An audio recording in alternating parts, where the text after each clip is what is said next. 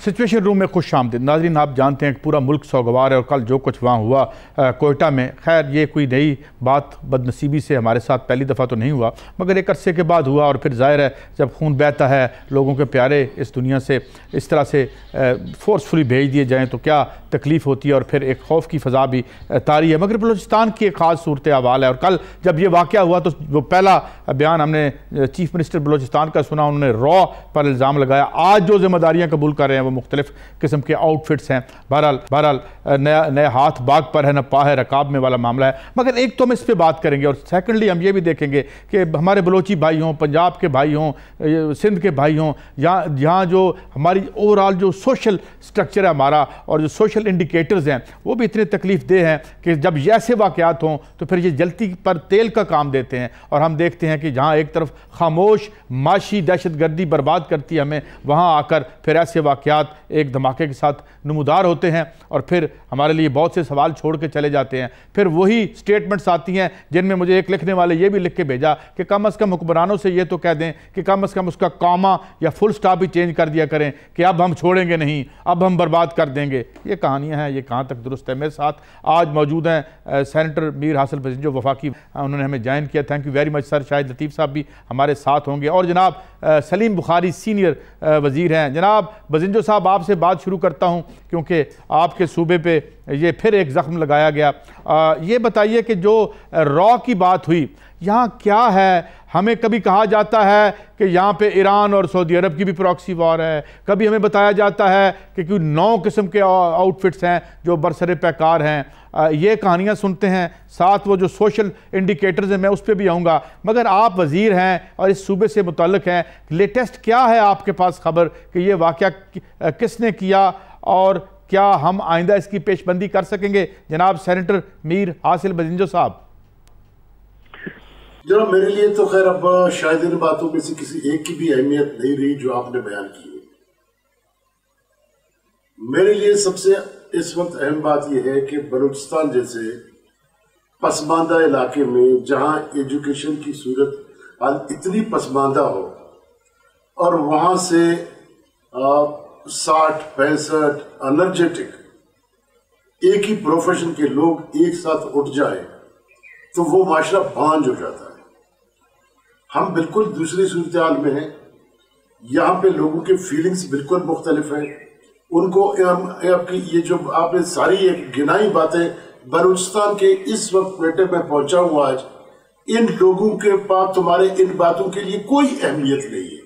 कोई कहता है टीटीपी ने किया, कोई कहता है फलाने ने किया, किसी ने कहा रा ने कराया, किसी ने वो कराया। इस वक्त जिन लोगों से मैं मिला हूं उनके लिए इन बातों की कोई अहमियत ही नहीं है। ये हम आपस में खुश करने के लिए कहते रहते हैं, क्योंकि हर कहते हैं कि इतने नौजवान, इतने एनर्जेटिक, इतने मिच्योर लोग जब एक माशरे से, एक पसमानदा माशरे से उठ के चले जाते हैं वो तो माशरा ही तबाह हो जाता है। हमारी तो दर्द ही दूसरी है। हमारी दर्द ये नहीं जिसका बयानिए दे रहे हैं आप लोग। हम तो बिल्कुल किसी और मुश्किल में हैं और सूरत हाल में हैं। अगर टीटीपी ने किया तब भी हमारे लोग गए, अगर रा ने किया तब भी हमारे लोग गए, अगर किसने एहरार ने किया तो हमारे लोग तो गए ना। लोगों की तो फीलिंग और बातें ये है जो मैं आपको बता रहा हूं। ये जो आप लोग कहानी सुनाते हैं रा ने किया, किसने किया, भाई जो हुआ किसी एक ने नहीं कहा और फेलियर, किसी एक ने नहीं कहा ये हमारी गलती है, किसी ने ये नहीं कहा कि हम इसके जिम्मेदार हैं। हम इसको एज यूजुअल जो हमने एक सेट ऑफ वर्ड्स बनाए हुए हैं। ये नबी बख्तियारी साहब ने कहा है, कल पहला बयान जो बजिंजो साहब उनका आया, उन्होंने रॉ पे इल्जाम लगाया। ये मसला मेरी सवाल आपसे भी है, उससे भी है, सबसे है। चलो रा है, इट इज कन्फर्म इज रा, तो फिर क्या करेंगे आप? उन हुकूमतों से, इंक्लूडिंग मी, मुझे कन्फर्म है 100% है रा है, रा ने क्या है, हमारे लोग तो गए ना। आप मुझे कार शाकों में कहां से लाऊंगा? मेरे साथ रहिए बजिंजो साहब, आपने बड़ी दिल दुखा देने वाली बात की और सही बात की। जनाब सलीम बुखारी साहब, बजिंजो साहब कह रहे हैं रा ने किया आप मैंने किसने किया, हमारे बंदे तो गए, एक बात। और दूसरी बात, मैं आऊँगा इस बात पे भी जो अभी बजिंजो साहब ने बात की है कि बड़े तकलीफ़ में है, और मैं फिगर्स पे बात भी करूँगा, जो जिस तरीके से हमने बलूचिस्तान को ट्रीट किया और फिर खुद उसकी अपनी रूलिंग एलीट ने जिस तरीके से बलूचिस्तान को ट्रीट किया। बात तो ठीक कहते हैं बजिंजो साहब, सलीम बुखारी साहब, इनके बंदे तो गए, इनको तो जख्म लग गया, किसने लगाया, किसने रोकना था? जनाब सलीम बुखारी साहब।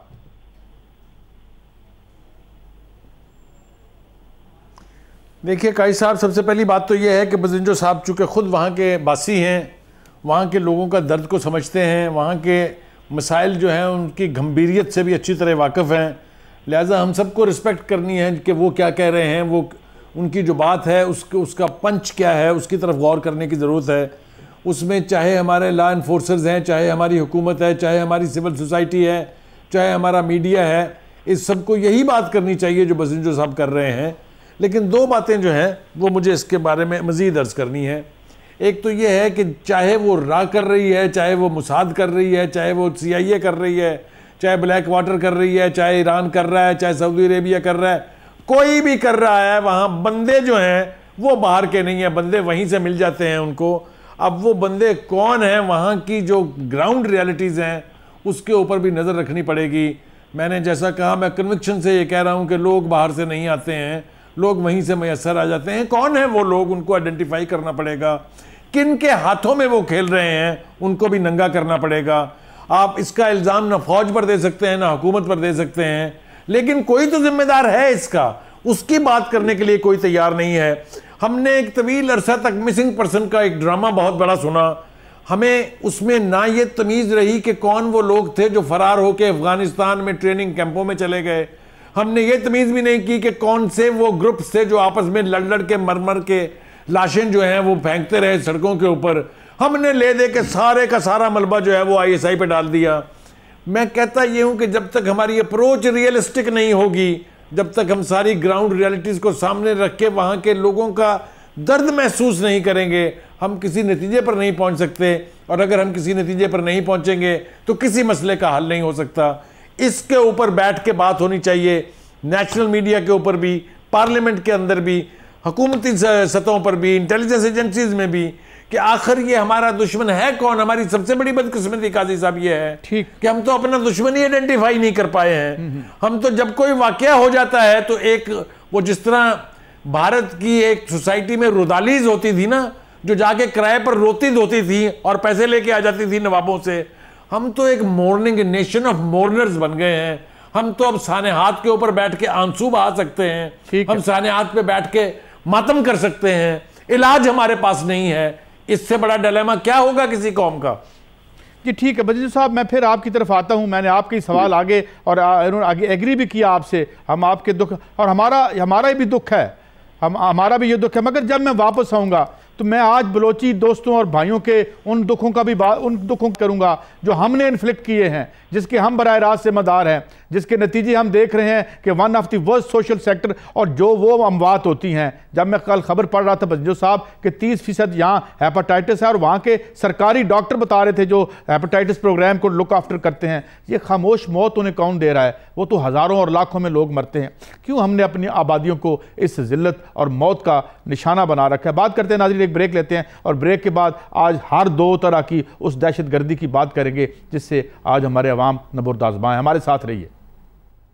इस वक्फे के दौरान हमें ज्वाइन किया जनाब शाहिद लतीफ़ साहब ने, मुमताज़ तजिया निगार हैं और retired air marshal retired. Thank you and welcome to the show Shahid Latif साहब। मगर मैं सवाल वही दोहराऊंगा जो आज बजिंजो साहब ने आगाज़ में हमसे बात की। क्या हम कहते हैं जी फ़लाँ आया था वो मार गया, वो फ़लाँ एजेंसी फ़लाँ जो एक तंजीम है उसने कबूल कर लिया जो भी ज़िम्मेदारी थी, लेकिन नुकसान तो उनका हो गया। एक तो बात मैं आपसे ये पूछना चाहता हूँ। दूसरी बात शाहिद लतीफ़ साहब, एक बड़ा बदनसीब हमारा सूबा, हमारा भाई हैं, जहाँ अगर हम देखें कि जिन्होंने इस सारे मुल्क के चूल्हे जलाए, खुद लकड़ियाँ जलाते हैं, और सारी दौलत उनकी जो है हमारी रियासत इस मुल्क के लोगों ने इस्तेमाल की। उनके मैं सोशल इंडिकेटर आपको खोल के दिखा देता हूँ। ये दोहरी बदनसीबी, इसका ज़िम्मेदार कौन है जनाब शाहिद लतीफ़ साहब? देखें, जो आपने पहली बात की, मैं समझता हूँ उसका जवाब मैं पहले देना चाहूँगा। कल से बहुत सारे तबसरे और बहुत सारे प्रोग्राम्स जो हैं मैं उनमें हिस्सा ले चुका हूँ, और इस बात को शायद आप अभी हाईलाइट कर रहे हैं, मैं तो पहले प्रोग्राम से ही ये बात कर रहा हूँ कि हम अपनी सारी ताकत इस्तेमाल कर देते हैं, सर्फ कर देते हैं इन चीज़ों में कि ये काम किसने किया, क्या ये रॉ ने किया या हमारे अपने कोई ऐसे स्लीपर सेल्स हैं या कोई हिमायतकार हैं और उनकी जो हिमायत की जाती है और उनकी जो पुष्टपनाही की जाती है, ये कौन लोग हैं। मैं समझता हूँ कि ये जो भी लोग हैं, हमारा तो नुकसान कर दिया जो आपने बात की, और ये अब पहली मर्तबा नहीं है, ये तो अब बड़ा अरसा गुजर चुका। ये जब चाहते हैं जहाँ चाहते हैं, इसको आप वक्तन फ़वक्तन कह लें या इसको इससे पहले बड़े तवातर के साथ ये अटैक्स हम पे होते रहे, मगर अटैक्स तो हो रहे हैं। तो क्या हमें ये देखना है कि ये लोग कौन हैं? ये सब हमारे दुश्मन हैं। ये बेशक अंदरूनी है या बैरूनी हाथ इसके अंदर शामिल हैं, मगर ये दरिंदा सिफ्त लोग जो नहत्ते और मासूम लोगों को मारते हैं, ये हमारे दुश्मन तो हैं। हमने क्या किया? इनसे खुद को बचाने के लिए, लोगों को, मासूम और निहत्ते लोगों को बचाने के लिए रियासत ने क्या किया? ये रियासत ही का काम है ना। क्या हमारे हिफाजती इंतजामात ऐसे थे जिसके तहत हम खुद को बचाने में कामयाब होते? इसका जवाब नफ़ी में है। और ऐसा क्यों है? लिहाजा मैं समझता हूँ कि हमें अपनी ताकत उस तरफ सर्फ करनी चाहिए। और आपके सामने जो ही आप इस तरफ ध्यान डालेंगे, आपको फौरी तौर पर 2-3 चीज़ें ऐसी नज़र आएंगी जिसके तहत ये हमारा फेलियर है। हम इसको काबू पाने में क्यों कामयाब नहीं हुए? क्योंकि हमारे अंदर अपनी नाकामी है। एक नेशनल एक्शन प्लान नामी चीज़ थी जो हमने बनाई थी, उसके नुकात पर क्या हमने अमल किया? ठीक, वो हम सब सर जोड़ कर बैठे थे और वो एक इलाज था दहशतगर्दी के खिलाफ। और हमने कहा था जी कि इसको हर सूरत हमने इस पर अमल दरामद करना है। उसके अंदर क्या पेशरफ्त है हमें नहीं मालूम।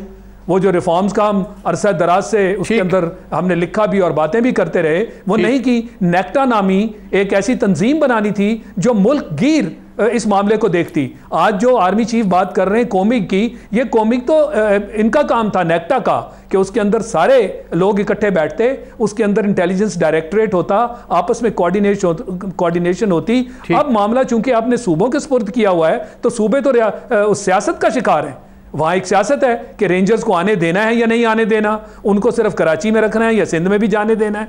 यानी वो रेंजर्स जो हैं उन्होंने रिजल्ट डिलीवर किए हैं, उसके बावजूद वो तनकीद का शिकार बने हुए हैं और उनको परमिशन लेना पड़ती है। जहां तक आपने बलोचिस्तान की महरूमी का ताल्लुक किया, बात की, मैं उससे 100% इत्तफाक करता हूं कि ये उनके हुकूक हैं और वो अगर हमने पूरे नहीं किए तो बिल्कुल वो महरूमी का शिकार हैं और उनकी बहुत सारी जो वहां प्रॉब्लम्स वहां से आ रही हैं वो इन्हीं मुश्किलात में इजाफा कर रही हैं। लिहाजा उस तरफ स्पेशल तौर पर देखने की जरूरत है। शाहिद लतीफ साहब, मैं ये बात खास तौर पे, क्योंकि मीर रासिल बदिंजो पुराने एक वेटरन पॉलिटिशियन भी हैं, वफाकी वजीर भी हैं और आज खुशकिस्मती से हमारे साथ भी हैं। हजूर, मैं आपसे सवाल ये पूछना चाहता हूँ, अब मैं दूसरी तरफ आता हूँ जिसका दूसरा हिस्सा था। बदतरीन सोशल सेक्टर है इस वक्त, 85% गुर्बत है वहाँ पर आपके यहाँ हम देखते हैं कि मादनियात से लदा हुआ सूबा, ये मादनियात और दौलत उसकी बदनसीबी बन गई कि आलमी और मकामी रेशा दवानियाँ हो रही हैं। मगर साथ साथ बदिंजो साहब, मैं ये भी कहूँगा कि 60-60, 70-70 करोड़ रुपया एक ब्यूरोक्रेट के घर से निकलता है। तो ये सारे पैसे हमें ऐसे लगता है जैसे वो हमारे इस्लामाबाद के सितम का भी शिकार है, हमसायों और आलमी ताकतों का भी शिकार है और ख़ुद अपनी रूलिंग एलीट का भी वो शिकार हैं। क्या कहेंगे जनाब सेनेटर मीर रासिल बदिंजो साहब? वो जो है ना, पंजाबी का जो शेर है, कुछ शेर थे लोग भी जालिम सी, आगे क्या है, मैनू मरन दा शौक भी सी, मैनू मरन दा भी शौक सी। देखिए, मैं आपसे बिल्कुल दोनों बातों से आपकी एग्री करता हूं कि इसमें तबाही में जितना फेडरल गवर्नमेंट का हाथ रहा इस 60-70 साल में, उसके साथ हमारा सरदार का भी एक बहुत बड़ा रोल है इस तबाही में। चाहे मरकज हो या मरकज के नुमाइंदा सरदार हो जो लोकल लीडर कहलाए जाते हैं या कहे जाते हैं, तो इस तबाही में उनका भी बड़ा हाथ है और उसका भी बड़ा हाथ है। मगर मेरा सवाल इधर आके यहाँ पे ठहरता है कि जी, बलूचिस्तान की जो रिसोर्सेज थे उनको जो इस्तेमाल हुआ वो आपने नहीं दिए, वो अपनी जगह। चलो हम मानते हैं कि अब आपने रियलाइज किया है, मतलब इस रियलाइजेशन में मेरी गुजारिश आप सुन ले कि ये बजट इस वक्त बलूचिस्तान के पास है और बलूचिस्तान को हम इसी बजट में अगर क्या तरक्की देना चाहें तो हमें 25,000 प्राइमरी स्कूल्स की जरूरत है। उसके बाद कितने मिडिल्स की जरूरत होगी, कितने हाई की जरूरत होगी, कितने कॉलेजेस की जरूरत होगी। अगर हम इस बजट से इसी रफ्तार से हम लगे रहे तो हमें 200 साल लगेंगे, यही आबादी हो बड़े नहीं, इसी को एजुकेट करने में हमें 200 साल लगेंगे। तो आप मुझे बताएं कि जब ये रफ्तार होगी हमारी तरक्की की, तो आप तो जब बीमारियों की बात कर रहे हैं, यहाँ तो हेपेटाइटिस बी, हेपेटाइटिस सी या कौन सी ऐसी बीमारी है जो आपके पास नहीं है। और बलूचिस्तान की मेजॉरिटी आबादी वो है जिसको कभी हार्ट का प्रॉब्लम हो जाए या कोई सीरियस प्रॉब्लम हो जाए, उनका एक ही इलाज है, वो सिर्फ है मौत। ठीक है, और उसके पास कोई दूसरा ऑप्शन नहीं है। अच्छा बजिंजो साहब, मैं आपकी बात को आगे बढ़ाता हूँ। जनाब सलीम बुखारी साहब, अच्छा अब एक तो बात उन्होंने कही कि ये बजट जो है अगर ये अब मिलता भी रहे और हमें 200 साल लगेंगे, फिर तो इसका मतलब ये है, बजिंजो साहब ये कह रहे हैं कि इस आज के सरमायादारी निज़ाम में बलूचिस्तान हो या हम हो, कोई भी काम हो नहीं सकता। एक बात। दूसरी बात सलीम बुखारी साहब कि जो 4 टके जाते भी हैं वो हमें पता चलता है कि जिन सरदारों की तरफ इशारा कर रहे हैं बजिंजो साहब, वो जिस रंग के कपड़े पहनते हैं लंदन में, यूरोप में, उसी रंग की BMW या लेक्सस भी चला रहे होते हैं। मैं एक छोटी सी ब्रेक ले रहा हूँ, ब्रेक के बाद वापस आते हैं, हमारी बात जारी है।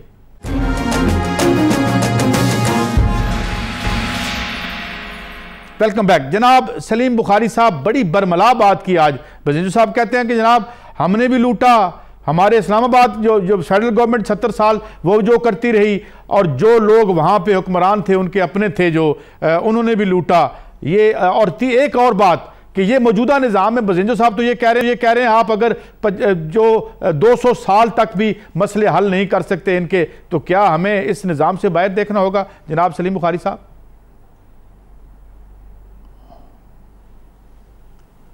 देखिए 2-3 बातें जो बजिंजो साहब ने कही हैं, जैसा कि मैंने पहले कहा था कि वो वहाँ के बासी हैं, इसलिए वहाँ के लोगों का दर्द वो हम सबसे बेहतर जानते हैं। लेकिन जो बातें उन्होंने की हैं उसका थोड़ा सा इजाफा अगर आप मुझे इजाज़त दें मैं करना चाहूँगा, वो ये प्लीज़ कि एक तो ये अजीब डायलेमा है कि एक सबसे पसमानदा सूबा है जैसा कि बजिंजो साहब ने कहा, और इसकी ट्राइबल चीफ्टन की जो सोसाइटी वहाँ पर ट्राइबल चीफ्टन की है, उसके सारे चीफ्स जो हैं वो या यूरोप में रहते हैं या अमेरिका में बसते हैं, और वहाँ पर हाई स्टाइल हाई लेवल की ज़िंदगी जो है वो गुजार रहे हैं। इसी तरह वहाँ की जितनी भी अलहदगी पसंद तंजीमें कह लीजिए या जो सेल्फ क्लेम्ड आज़ाद बलूचिस्तान और फ्रीडम ऑफ बलूचिस्तान की बात करते हैं, उनकी सारी लीडरशिप भी या बरतानिया में बैठी है, स्विट्ज़रलैंड में बैठी है। ये वहाँ के लोगों की सबसे बड़ी बदकिस्मती की बात है। दूसरी बात ये कि आप अगर पिछले 8-9 साल की बजट एलोकेशन निकाल के देखें तो बलूचिस्तान वाहद ऐसा सूबा है जिसको दूसरे किसी सूबे के मुकाबले में सबसे ज़्यादा सरमाया दिया गया है। मुझे अच्छी तरह याद है कि 21 अरब के करीब तो उनको गया था मुशर्रफ साहब के दौर में। उसके बाद फिर जरदारी साहब आए जिन्होंने माफ़ी का ऐलान करके एक आम माफ़ी मांगी उन्होंने पूरे बलोच भाइयों से, और फिर उन्होंने भी वहाँ पर बेपनाह सरमायाकारी की। उसके बाद ये मौजूदा हुकूमत जो है इसके दौर में भी बहुत पैसा गया, तो कोई 40-42 अरब रुपया जो है उसमें से 1 पैसा हराम है अगर किसी ग्राउंड पर मंसूबे पे लगा हो या किसी गरीब आदमी तक पहुंचा हो। ये सारे सरदार खा गए मिलके ये पैसा। मुझे आप ये बताइए कि कभी आपने ये आवाज़ बलूचिस्तान के लोगों की सुनी है कि हमें हमारे सरदार खा गए हैं? वो ले दे के या फौज को गाली दे देंगे या फेडरल हुकूमत को गाली दे देंगे। ये एक अजब रिवाज वहाँ चल पड़ा है। जब तक इन चीज़ों के बीच में झांक के नहीं देखा जाएगा कि वो कौन हैं जो रिसोर्सेज को खा रहे हैं, वो कौन है जो वहाँ की सोसाइटी को वीक कर रहे हैं, वो कौन है जो बाहर के हाथों में खेल के अपने ही वतन को तबाह कर रहे हैं, ये सारे फैक्टर्स को जब तक आप एड्रेस नहीं करेंगे, जब तक इसके जो मुजरम हैं जिन्होंने ये मुजरमाना फेल किया है बलोच कौम के साथ, बलोचिस्तान के सूबे के साथ और पाकिस्तानी कौम के साथ बहैसियत कौम, उनको एक्सपोज करना चाहिए, उनके पर्दे फाड़ने चाहिए ताकि लोगों को पता चले कि उनके असल दुश्मन कौन है। एक बात तो यह है। दूसरी बात यह है कि पेस ऑफ वर्क उसी वक्त होगा जब सरमाया सही हाथों से ग्रास रूट लेवल तक पहुंचेगा, तभी आपको कम अरसा लगेगा लोगों की हालत बेहतर करने में। लेकिन अगर इसी तरह से रिसोर्सेज जाते रहे, सरदार खाते रहे, तो अवाम तो उसी तरह रहेंगे, चाहे 200 साल छोड़ दें, 2000 साल क्यों ना गुजर जाए। तो हमें वहाँ की इल्स जो हैं, जो वहाँ की खराबियाँ हैं, उनको सामने रख के बैठ के पॉलिसी मेकिंग करनी पड़ेगी। हमें उनको सामने रख के कमिटमेंट के साथ आगे बढ़ना पड़ेगा। वरना ये तबाही तो हो ही रही है, ठीक, ये अपनी अल्टीमेट तबाही की तरफ जाएगी, अल्टीमेट तबाही की तरफ जाएगी। मगर ये जो बात सस्टेन कर सकते हैं जी, और ना हमें इस जी बुखारी साहब, अच्छा बुखारी साहब की बात आ गई। शायद लतीफ़ साहब, जो बुखारी साहब ने अब बात की है, आप बात कीजिए। बुखारी साहब ने जो अब बात की है, अब मामला ये है कि फौजी हुकूमतें हों या सिविलियन हुकूमतें हों, यहाँ हम अशराफिया के हाथों जो हमारी दुर्गत बन रही है उस पर भी हम प्रोग्राम करते रहते हैं, वो भी कर लेंगे। मगर हमने वहाँ भी एक ऐसी अशराफिया पे रिलाय किया जिसके बारे में सलीम बुखारी साहब कहते हैं कि हराम है एक टका नीचे ज़मीन पर लगा हो, और ज़मीन पे हमें नज़र आ रहा है कि वहाँ क्या मामला है बलूचिस्तान में। तो क्या हमारा प्रॉब्लम ये एलीट है, ये इशराफिया है, और क्या हमारे हल सलूशन और निजात बियॉन्ड दिस एलीट है? हमें इसे ओवरथ्रो करना पड़ेगा, इस निज़ाम को ओवरथ्रो करना पड़ेगा जिस पे बैठकर ये हुक्मरानी हो रही है। जनाब शाहिद लतीफ़ साहब, देखें जी, ये तो मैं समझता हूँ कि सिर्फ बलूचिस्तान ही का मसला नहीं है। अगर आप पूरे मुल्क पर नज़र दौड़ाएं तो करप्शन जो है वो तो पूरे मुल्क का मामला है ना। कौन सा सूबा है जो करप्शन से पाक है? हाँ, बलूचिस्तान में ये इस तरह ज़्यादा एग्रेवेट होकर सामने आई कि वहाँ ज़्यादा तवज्जो की ज़रूरत है, और ज़्यादा तवज्जो क्या, हम जो मिनिमम तवज्जो है वो भी उसको नहीं दे सके। ये बिल्कुल सही निशानदही हुई है। मैंने आपके पहले सवाल के जवाब में कहा था कि बिल्कुल हम इसके ज़िम्मेदार हैं कि वहाँ एहसास महरूमी क्यों पैदा हुआ। ये इसमें फ़ेडरल हुकूमत का बिल्कुल ताल्लुक़ है। मगर जहाँ आप नज़र दौड़ाएंगे, ये जो बजट मिलते रहे और उसकी फ़िगर्स को कंपेयर करेंगे दूसरे सूबों के साथ, तो आपको नज़र आएगा कि इतना सारा सरमाया जो उस सूबे में भेजा गया वो कहाँ गया। ये हकीकत है। मुझे खुद याद है जनरल मुशर्रफ के ज़माने में, और वो अपनी तकारीर में ये बाकायदा कहा करते थे कि देखें बलूचिस्तान के लिए हम स्पेशल पैकेज तैयार कर रहे हैं, और उसके साथ वो कहते थे कि हम उसको इतना सरमाया फराहम कर रहे हैं। मगर उसके बाद क्या बलूचिस्तान में वो तरक्की नज़र आई?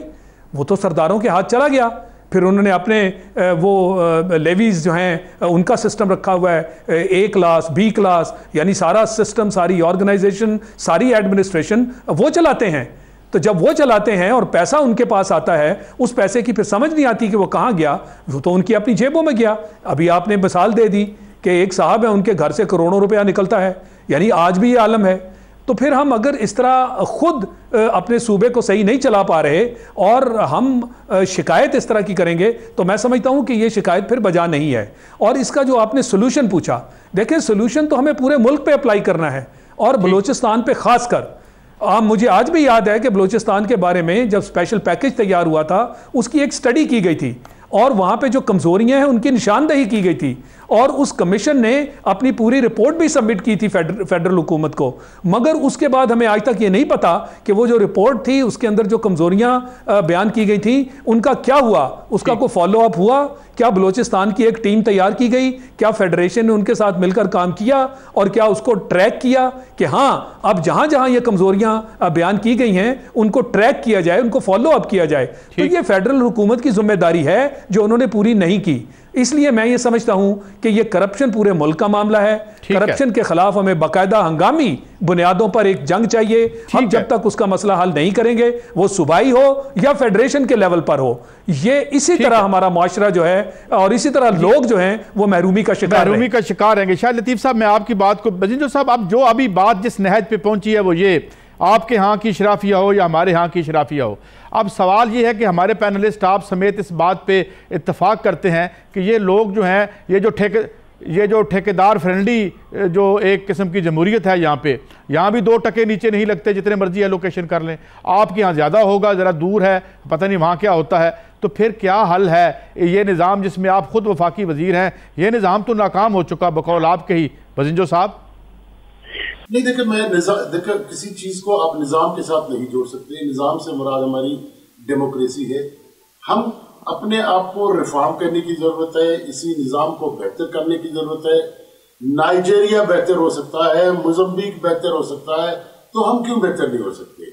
ये अपने आप को रिफॉर्म की जरूरत है। उसमें हम सबकी जिम्मेदारी है, उसमें मीडिया की जिम्मेदारी है, खासकर पॉलिटिशियंस और पॉलिटिकल पार्टीज की जिम्मेदारी है, और ये अवाम की भी जिम्मेदारी है कि हम लोग ऐसे लोगों को अरेस्ट करके भेजें जो करप्ट ना हो, जो बेईमान ना हो, जो प्रो पीपल हो, जो लोगों की काम कर सके। तो मैं समझता हूँ कि ये एक कलेक्टिव रिस्पॉन्सिबिलिटी है हमारी। और इसकी एक प्रोसेस है, इसमें एक दिन में हम उसको नहीं रोक सकते, मगर इसके खिलाफ हमें लड़ना पड़ेगा और इसमें हमें अल्टीमेटली कामयाबी होगी।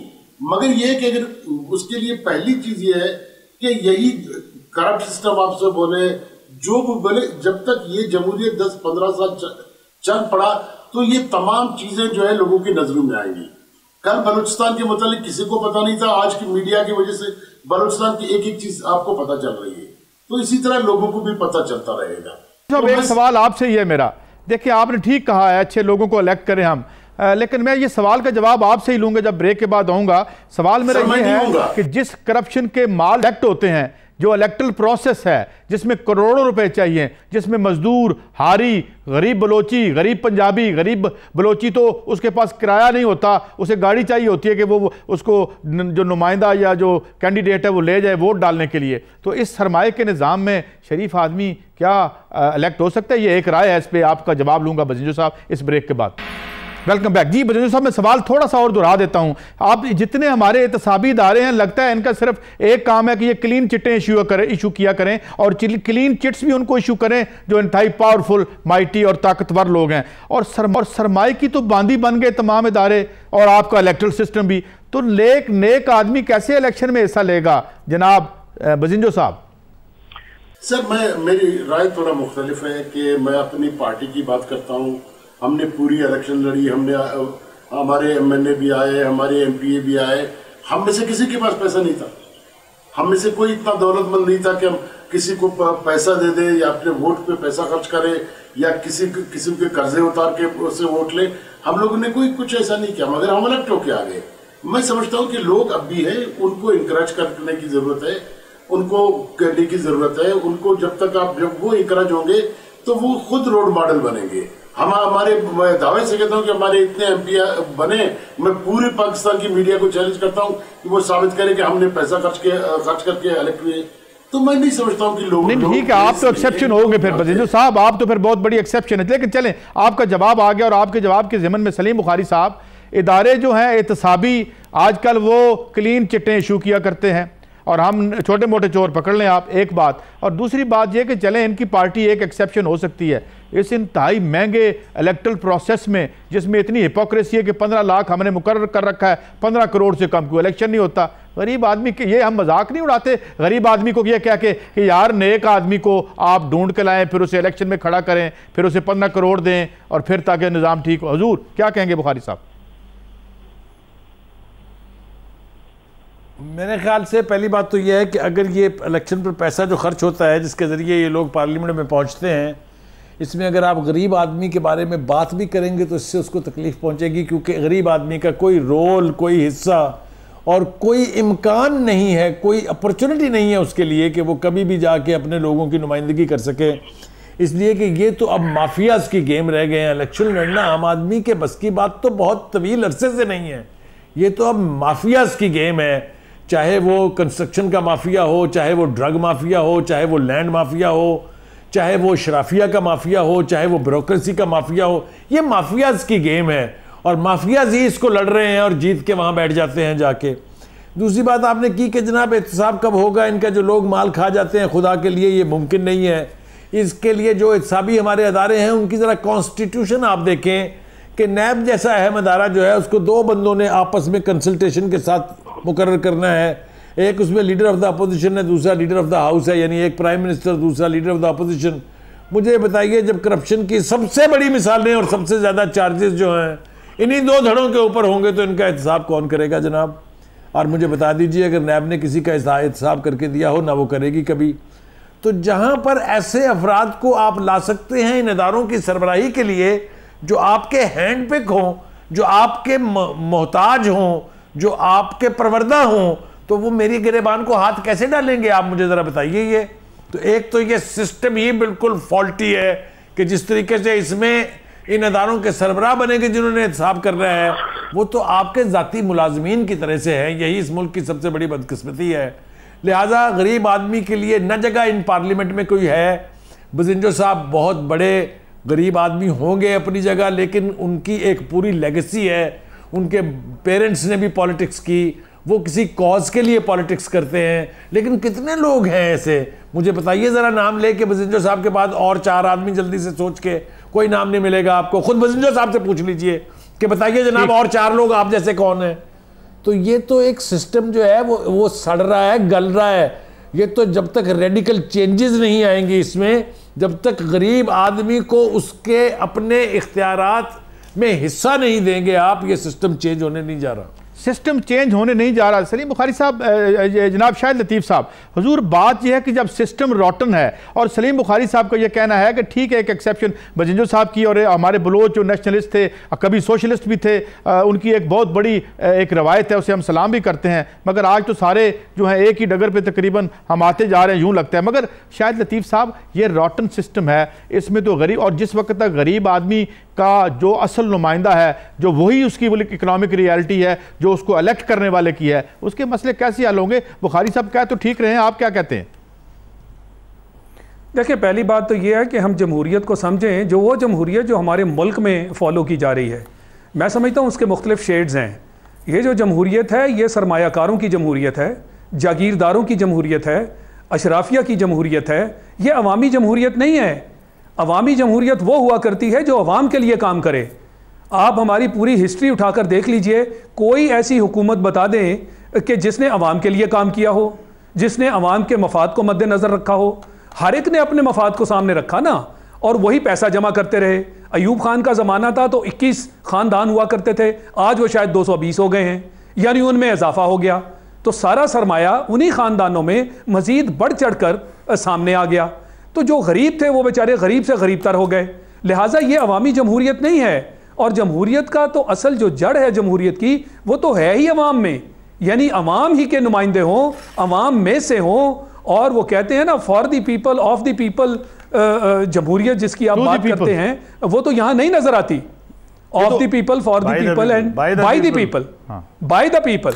तो मेरा मकसद है कि ये है अवामी जमहूरियत। वो जो लोग आपको नजर आते हैं जो इलेक्ट होते हैं, क्या वो पीपल हैं? मैंने तो आपके सामने 3 कैटेगरीज रख दी, इन तीनों को देख ले, सामने रखें, और आपको सीधी निशानदही आप कर सकेंगे कि जमहूरियत चलाने वाले कौन हैं। इसलिए यहां जमहूरियत नाम की चीज नहीं है, जमहूरियत नाम की चीज नहीं है जनाब। वक्त मेरा चूंकि दिन रात लगाते हैं, मगर हम उन लोगों पर तो हम जुल्म करते हैं जो चक्की में पिस रहे हैं। शायद लतीफ साहब, मैं चाहूंगा, और ना ही इस सिस्टम में होने का चांस है। बजिंजो साहब, ये तो गरीब आदमी की जमहूरियत ही नहीं है। हमारे दोनों फाजल दोस्त पैनलिस्ट कह रहे हैं ये तो माफियाज की जमहूरियत है, ये तो कार्टल्स की जमहूरियत है। तो हजूर, आपने तो जमहूरियत के लिए बड़ी स्ट्रगल की है, तो कोई है चांसेस हैं कि वो स्ट्रगल और वो जमहूरियत आ सके जो आम आदमी की हो, या इशराफिया ही खेल खेलेगी यहाँ पे? बजिंजो साहब सर देखिए, जिस पता नहीं किस दुनिया में रहते हैं हम लोग, आपकी जमहूरियत भी ऐसी होगी जो आपकी सोसाइटी की रिफ्लेक्शन है। आपकी सोसाइटी जितनी मजबूत होगी, जितनी सोसाइटी इतनी ताकतवर होगी, मेरी बात सुन, ताकतवर होगी, आपकी उसका रिफ्लेक्शन ऐसे ही आएगा। आप एक फ्यूडल दुनिया में रह रहे हैं, ये सारे लोग तकरीरें करते फिरते हैं और ये इनकलाब की बात करते हैं। एक को मैंने नहीं देखा कभी वो फ्यूडलिज्म के खिलाफ प्रोग्राम किया हो। एक ने जमहूरियत को तो आप ऐसी तैसी कर देते हैं। एक ने नहीं कहा इस मुल्क में फ्यूडलिज्म खत्म हो, एक प्रोग्राम नहीं किया, इस पे कोई प्रोपेगेंडा नहीं किया, इस पे कोई लिखने को तैयार नहीं है। तो इस किस्म की जमहूरियत चलती रहेगी तो वो ऐसी होगी जो आपको बर्दाश्त करनी पड़ी। आप भी उसका हिस्सा, मैं भी इसका हिस्सा हूँ। बहुत शुक्रिया बजिंजो साहब ने कहा, मगर हमारा पोडियम हमारा पोडियम आपके पास है। आप जमहूरियत और सरमायादारी सब के खिलाफ बोल सकते हैं और हम आपकी बात आगे भी पहुंचाएंगे, और मेरे ख्याल में हम इस पे बोलते भी। और यही बात शायद लतीफ़ साहब और सलीम बुखारी निज़ाम की बात की है। और जागीरदारी तो अब उस तरह रही नहीं, अब तो सरमायादारी आ गई है और उसने सारी सियासत को गुलाम बना रखा है। पुराने सोशलिस्ट हों, नेशनलिस्ट हों, कोई हों, वो सारे उसने मुलाजम रख लिए। एक राय है, गलत हो सकती है, मगर अवाम जब तक इस पूरे खेल में एंटर नहीं होंगे, वो उस वक्त तक मेरे ख्याल में ना हम धमाकों से बच सकेंगे, ना हम माशी दहशतगर्दी से बच सकेंगे। अल्लाह जल्द वो वक्त करीब लाए। इजाज़त दीजिए, अल्लाह हाफिज़।